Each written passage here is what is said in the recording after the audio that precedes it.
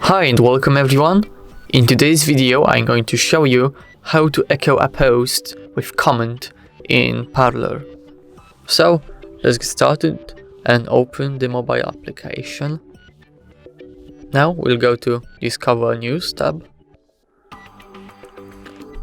And to echo a post we have to tap on this megaphone icon at the bottom. And from this list we have to pick echo with comment, and right there we have to describe the post. So volcanic eruption, and we can echo it by tapping on the submit button in the bottom right corner. Just wait for a while. Let's go to our profile.